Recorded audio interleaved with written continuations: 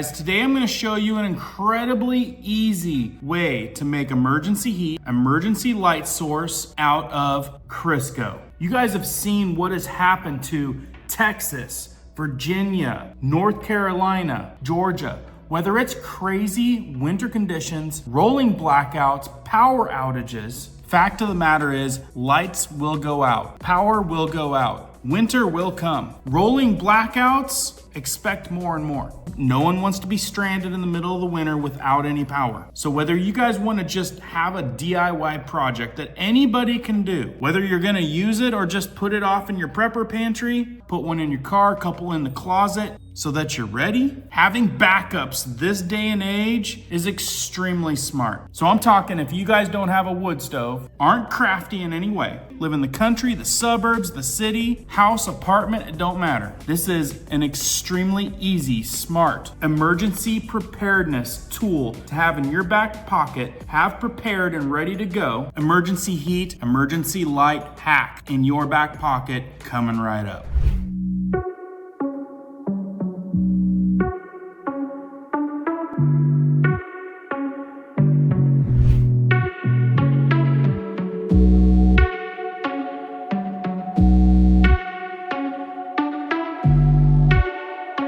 Alright guys, welcome back. If you're brand new here, what we do here, I've done so many emergency preparedness videos. I've turned to emergency news awareness lately, and every once in a while, I'll throw in some good how-tos, especially ones like this that could save your life. So listen, if you like preparedness how-to videos, I seriously have great playlists of gardening, pressure canning, freeze drying, taking care of chickens, meat rabbits, all kinds of stuff, Riverside homestead stuff. A lot you guys can learn from. And most importantly, news and awareness so you guys are always up to par and you have time to be prepared for the next emergency. If you guys appreciate that, like that kind of stuff, and want more, make sure you hit the notification bell. Hit the thumbs up, it lets me know that you're tracking and you like this kind of stuff and you want more. And go ahead, I always love it when you guys tell me where you're watching from, what state, city if you want to. Gives me love seeing where you're coming in from. And let's dive into this critical how-to video.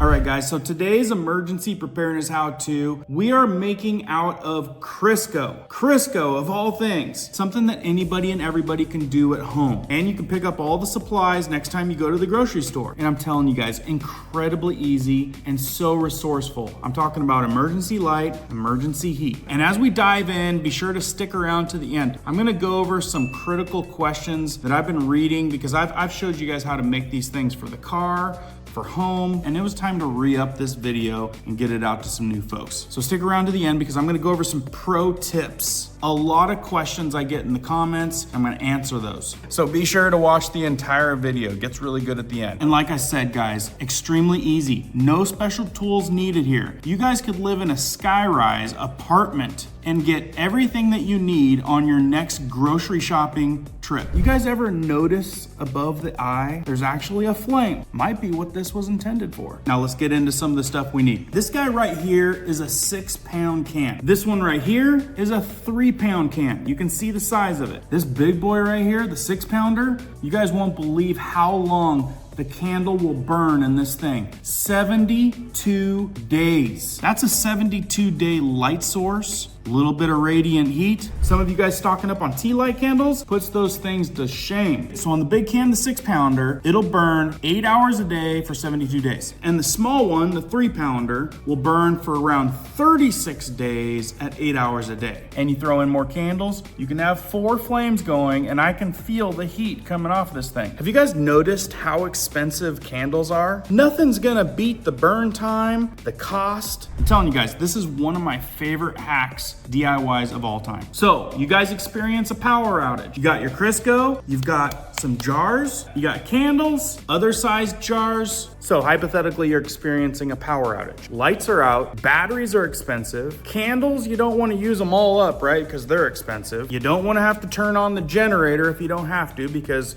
that's going to cost gas. You want to save your electric power station for when it gets really bad. All you really need is some light maybe a little bit of heat. This is clearly the most cost-effective, easy prep you could do. On top of that, now you can make a terracotta pot heater. A lot of people use candles, but like, why use a candle when you can use a Crisco homemade candle that's gonna last days and days beyond the other things? Can this thing put off heat? Yes. This entire ceramic terracotta pot will radiate heat. Like, you can seriously put your hands right here. It'll get so hot that you can't even touch it. And we got all kinds of really cool little ways to go about things. Look, like I said, there's gonna be emergencies happening. Texas, for example, poor Texas a couple years ago. We had Missouri, we had North Carolina, we had Florida. So many states have experienced where you have millions of people without power, and it's cold and it's dark. After today, you're gonna have the entire know-how, the checklist. You can be prepared after your next trip to the grocery store. Enough of an intro, let's make one of these things together.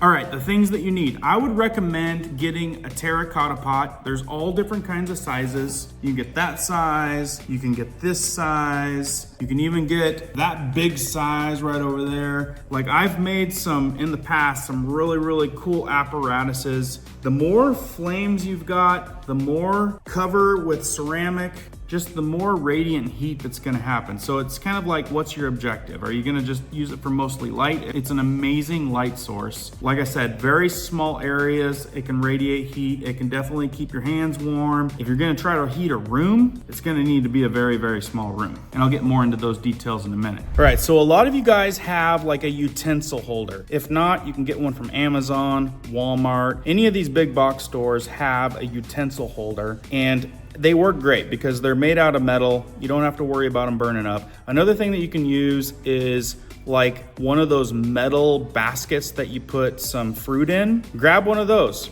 Okay, so what you're gonna do is you're gonna take the utensil holder, right? And then grab your 3-pounder. Most of these utensil holders will fit the 3-pounder Crisco can, and you can actually, yes, burn right out of the Crisco can. It depends on how hot it is. If it's hot, I wouldn't recommend it. If you're in a very cold situation where the power's out, it's cold, like you're definitely below like 50 degrees, you're not gonna have any problem at all burning out of the Crisco tub. So you put the terracotta pot over the top, then you can actually put the drip tray right over the top completely. That's the best case scenario because you've got all those vent holes down below. You don't have to worry about it. The other thing that you can do is just take a quarter or a coin and cover the top hole if you don't have the bottom drip tray. So now when it comes to using a jar in the terracotta pot, some of these little kind of plump chubby jars like this one right here, you can actually put the terracotta pot right over the jar, set it right on top, and then what you're gonna wanna do is use a quarter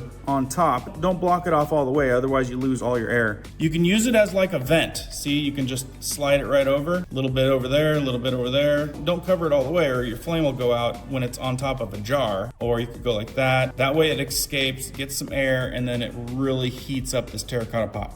Another really cool part about using the jar and the terracotta pot is if you've got the jar exposed at the bottom, you're not only having like a radiant heat source, but you have a light source also because it's kind of glowing through the bottom of the glass. That's a super cool way to do it. All right, so using the wire basket for the fruit, you can just simply put it right over the top. It actually vents. It'll allow a vent at the bottom, or you can tab it up, you know, with some kind of blocking, and then put that bottom drip tray right over the top because it's getting air from the bottom. All right, let's dive right in actually how to make these things with the wick, the candle, and all that kind of stuff. Another reason I like using the jars is because you have lids. You can make these candles essentially, throw the lid on, and you can just store them away and pull them out when you need them. You don't have to worry about a mess. You don't have to worry about anything. Now this right here is a great value, all vegetable shortening. And if you're listening in from Europe, there's gonna be a couple other brand names that you're gonna find over there. We'll get into those at the end with the Q&A.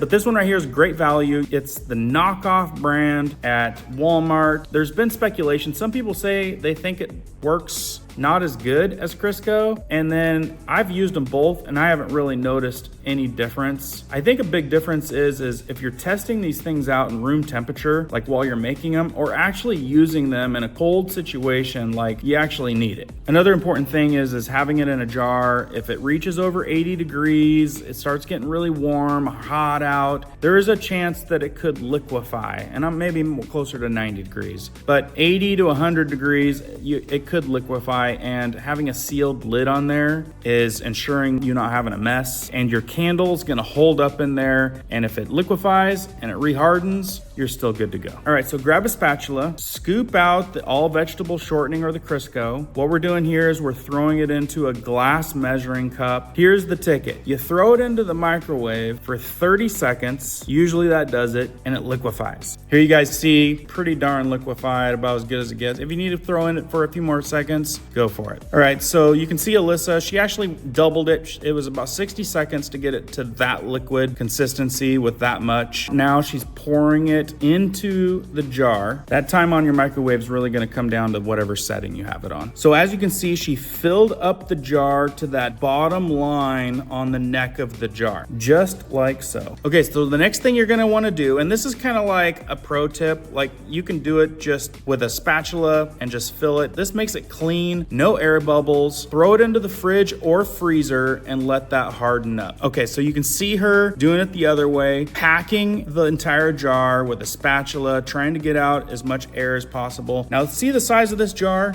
This is the kind of jar that's gonna go 72 days, burning it 8 hours a day, which is absolutely amazing. So when you're at the store, you're gonna wanna find candles, these long candles. Sometimes you can pick them up on a really good deal. You're gonna wanna flip that candle upside down. Same deal, measure that candle, put a mark with the knife or your fingernail, mark it, then cut it just like she's cutting it right there. Doing this is gonna give you the perfect size of candle, and then what you're gonna wanna do is slide it right down the jar, right down the middle, and make sure it hits the bottom, because if that Crisco or shortening liquefies, you want that candle's not gonna liquefy as much as the Crisco does, so it'll stay kind of erect in there in the middle. It won't move. I've had it in extreme hot situations where it does get liquidy, but the candle stays in the middle every single time for me. Then what you're gonna wanna do is trim that wick. What that's gonna do is kind of lessen the smoke that comes off of the candle burning. All right, guys, this build right here did not take long at all. Incredibly easy. Any one of you can do that. It took a 3-pounder and about a third of another 3-pounder. So you're gonna be pushing like 50 to 70 days on this guy, and 50 to 70 days, like, are you serious? So you are gonna be set with at least some light, possibly a little bit of radiant heat for quite a while. For pennies on the dollar, it's pretty amazing. Right, Frank? Frankie says she is impressed and she approves. Right, Frank? So the other cool thing that you can do, like let's say you've got this Crisco tub right here.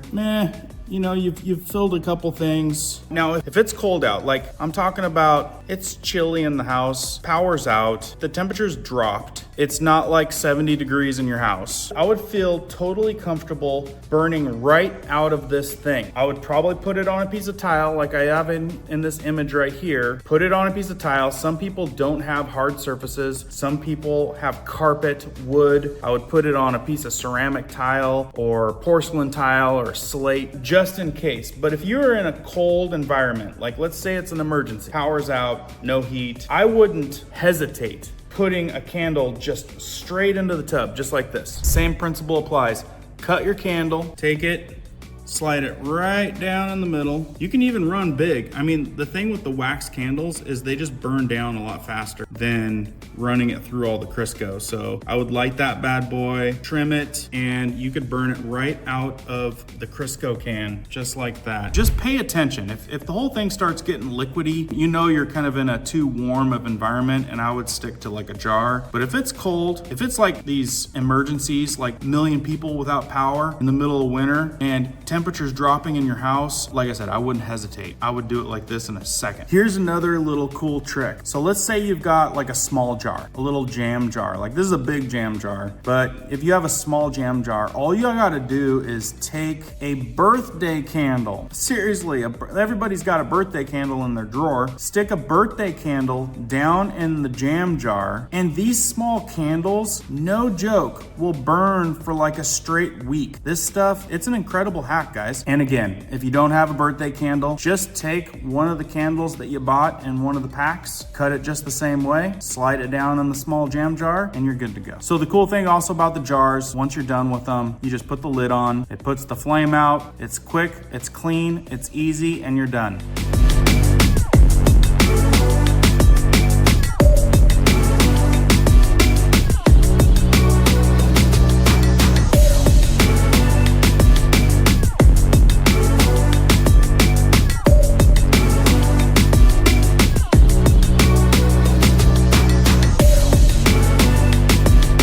All right, guys, we're coming in for a landing. We're gonna get to commonly asked questions. I get them in the comments all the time. We're gonna go over those. But real quick, put it down in the comments. Let me know if you guys are planning on doing this little project and having that sense of security of at least knowing that you got some light that's gonna last a very long time, and you're gonna have a little bit of radiant heat. All right, so what I've just shown you guys is an extremely easy DIY. You can do this project at home. You guys can be prepared before the emergency happens, before the poor folks in Texas or all these places that hundreds of thousands of people lose their power, lose their heat, lose their light for days on end, especially in the winter. We've got it coming up, folks. Be prepared now. At least have one thing checked off on your list. Make a couple of them, throw them in the drawer, throw them in your closet, throw them in your prepper pantry. All right, we made it to questions and answers. I've gotten a lot of questions in the past. We're gonna go over a bunch. One, can you put multiple candles in like a number 10 can like this? Yes, you can. What it does is it means more light, more flame, more heat. If you guys happen to go to my emergency heat playlist, I've done that. I've tried to heat an entire room using ones this size. So if you guys are into this emergency preparedness and want to watch some more videos, I've got a whole plethora of videos. Another question that I get, does it smell like you're in a McDonald's? No, it does not smell like you're in any kind of restaurant or anything like that. I can't even really smell anything. It's pretty much odorless, if you ask me. There is a little bit of smell that comes off of it, but it is so minimal. Like, it's definitely nothing like being in a restaurant or a McDonald's or a Wendy's or a Burger King. Next question I get a lot is, will this thing heat a room? That's a tricky question. So it depends on a lot of things. It depends on how well insulated the room is. Does the room have a window?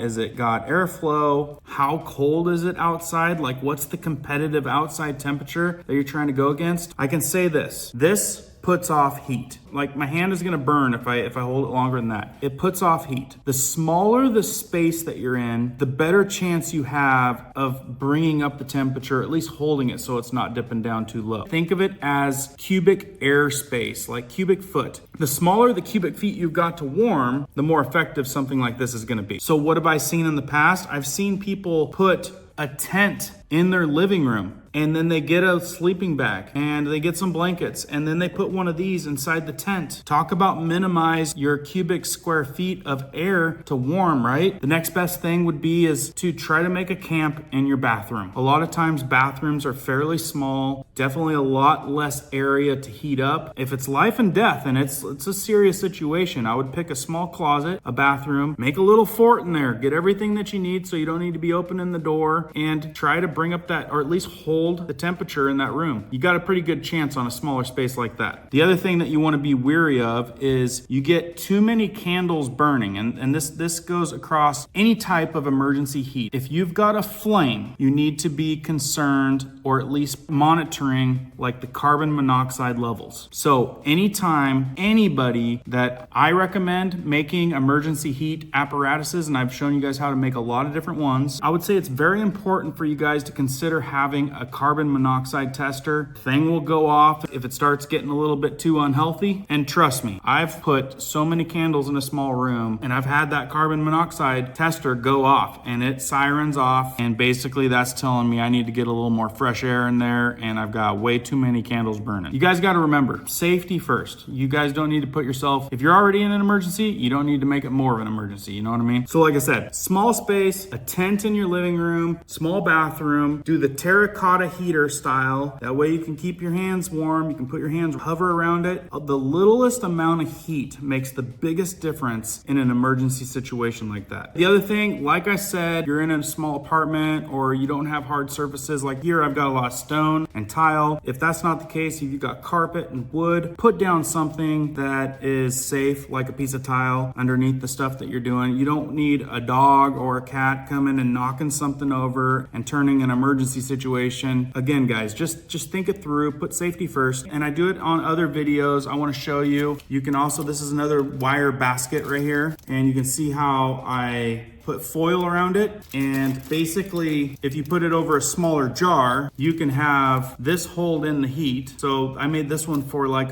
it's more of a jarred jam sized one. And then guess what?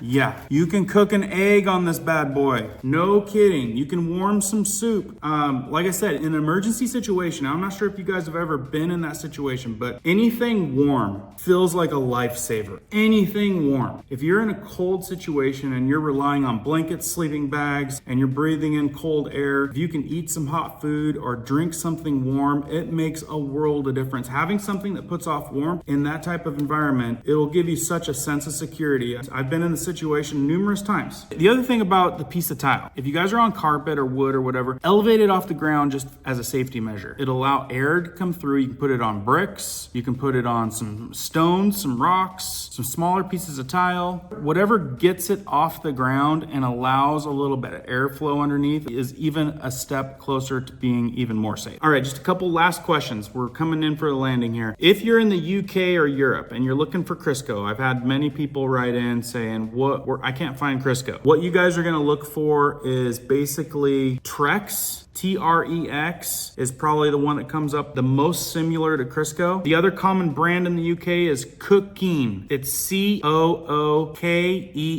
That's also a very common brand in the UK and Europe area. And then I'm just looking at my list. Then there's White Flora or Flora White, which is a type of solid baking fat. There's BFP vegetable fat, white shortening. These are what you're looking for if you're in Europe or UK. Look for things that read vegetable shortening fat. That's in a solid. Another pro tip is making one of these small Crisco candle heaters. The last thing that you want in an extended power outage in freezing temperatures is for you to have a pipe burst in your house when it freezes, and then now you're dealing with a flood. This is not good. So I've known a lot of people that will put one of these small candles underneath the sink of their kitchen, and it radiates enough heat in that small area to keep it warm, and those pipes don't burst, they don't freeze. Just again, put safety first, feel how hot it is, make sure you keep it far enough away from anything that'll burn. Be smart. But that's another trick for not having frozen pipes in areas that could be disastrous. I also get critics writing in saying these things don't put off heat, they don't put off hardly any light. Look guys, if you're gonna have a wood fire stove, endless amount of wood, if you're gonna have a propane heater, a Mr. Buddy heater, I've got videos on those, a gas generator that can run electric heaters, those are gonna emit a lot more heat than a candle. But I can guarantee you that having this is better than not having anything at all. You have a source of light and you have a source of heat. It's a radiant heat, it's not a ton, but in an emergency situation, it's gonna seem like the world. Those same critics also say it didn't heat up a room. Same thing, I went over that in detail today. This thing puts off X amount of heat. It can only heat up a certain area. You're gonna have close by radiant heat that you can warm your hands. It'll make a big difference, but if it has to do with heating a room, it's gonna be a small space. Think small space when you have a small heater. Like I said, it doesn't matter if you're in an apartment, a city, the suburbs, out in the country. Anybody can do this. Anybody Everybody can get everything they need the next time they hit Walmart, Amazon, any grocery store. They've got all this stuff. The biggest thing is you guys being prepared and having what you need before you need it. So if you guys found value with this little hack, this little DIY, please share it out. It's one small thing that you guys can do to help others be prepared. Also, make sure that you guys hit the like button. It also helps it get to more folks. And again, let me know in the comments if you've done this, if you plan on doing it, and what you think. Prepared, I'm all about giving you guys the how-tos to keep you prepared and keeping you guys aware. So make sure you guys hit that subscribe button if you guys like staying up to date, and I will do my best to bring you guys value. Got a lot more coming down the pipe. Keep prepping, keep learning, keep doing.